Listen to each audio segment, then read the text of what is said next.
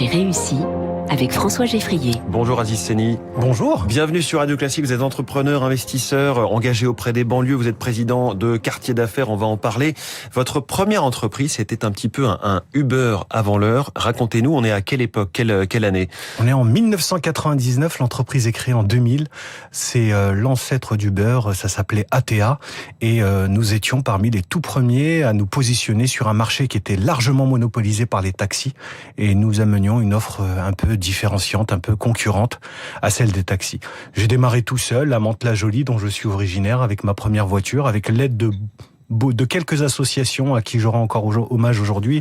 L'association pour le droit à l'initiative économique, l'ADI, grâce à un microcrédit, les réseaux des boutiques de gestion. Bref, j'étais pas tout seul, même si au volant de ma première voiture, je l'étais bien.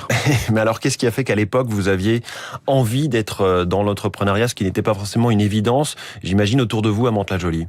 Écoutez, originaire de Mantes-la-Jolie, la plus grande cité de France, c'est le Val-Fouré, j'en viens, fils d'ouvrier, maman à la maison. J'avais envie, allez, on va le dire pudiquement sur les ondes, de prendre l'ascenseur social, de vivre cette mobilité sociale, bref, de sortir de cet environnement urbain, de la pauvreté, et je ne voyais qu'un chemin, c'était celui de l'entrepreneuriat. Je sais que c'est un terme qui est pas très bon dans cette société actuelle, mais j'avais envie de m'enrichir pas seulement financièrement, m'enrichir culturellement, m'enrichir aussi accéder à des loisirs que je n'avais pas plus jeune. Bref, changer de vie. Vous validez en quelque part l'expression d'Emmanuel Macron il y a quelques années qui souhaitait que les jeunes veuillent devenir milliardaires. Écoutez, Jules César disait « n'est pas un bon soldat celui qui ne rêve pas d'être un jour général ». Donc oui, de l'ambition, c'est pas un gros mot, de l'ambition. Après, l'argent, pourquoi faire? Est-ce que c'est pour construire sa piscine et espérer que le coffre-fort suivra le corbillard? Je crois pas. L'argent, c'est un moyen aussi de pouvoir développer ces banlieues qui me tiennent à cœur. Alors, vous avez gagné de nombreux prix d'entrepreneuriat au cours de toutes ces années. Vous êtes aussi entré en contact avec Claude Bébéar, patron historique d'AXA. Racontez-nous un petit peu le projet que vous avez fait avec lui. Comment vous êtes rentré en contact avec lui? Écoutez, j'ai provoqué la rencontre. Claude Bébéar le sait. Il était en visite à Mantes-la-Jolie. Il venait visiter les associations, etc.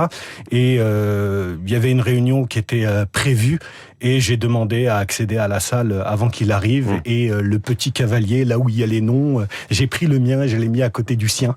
Et pendant presque 2 heures, j'ai pu, quand il est arrivé, rester assis à côté du parrain du capitalisme et créer un lien. Il m'a beaucoup aidé. Je lui ai proposé d'abord de préfacer le livre L'ascenseur social est en panne, j'ai pris l'escalier.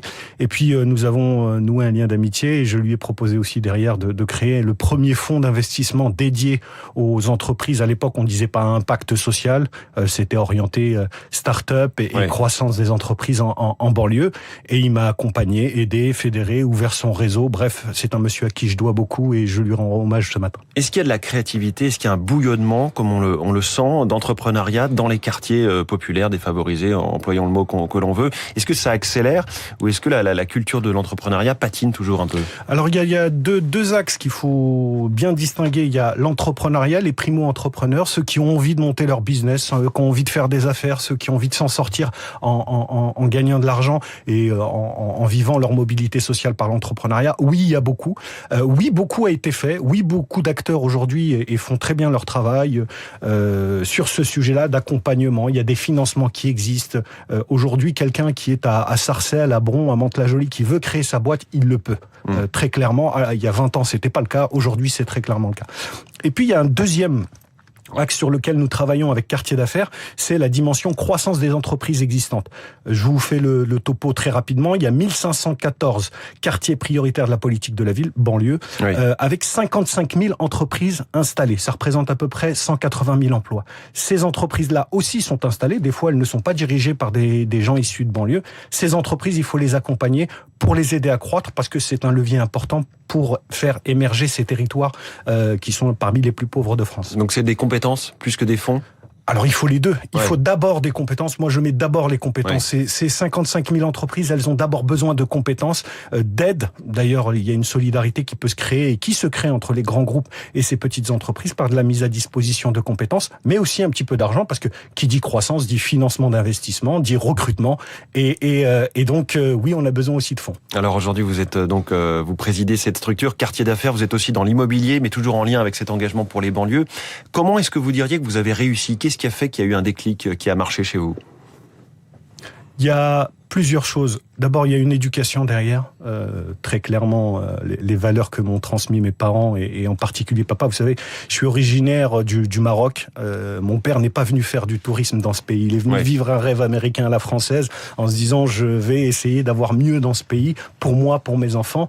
Et j'ose espérer que de là où il est, il nous entend et qu'il se dit qu'il a quand même bien réussi ça. Ensuite, il y a cette volonté intérieure. Vous savez, on peut tout donner à un individu. On peut lui donner les aides à la création d'entreprise, l'accompagnement, etc. Mais l'envie d'avoir envie, comme disait Johnny, ça, c'est quelque chose qu'il faut initier. Et l'effet d'exemplarité, le fait que dans les médias, ce que vous faites dans votre émission, c'est très bien, ce que font certains médias télévisés, de montrer des exemples de proximité. Dans le foot, tout le monde ne pourra pas être Mbappé, mais avoir des exemples de proximité, ça c'est bien. Merci beaucoup, Aziz Seigné. Bravo pour ces exemples que vous donnez. Invité de Comment j'ai réussi sur Radio Classique, 6h53, biocarburant, tout de suite.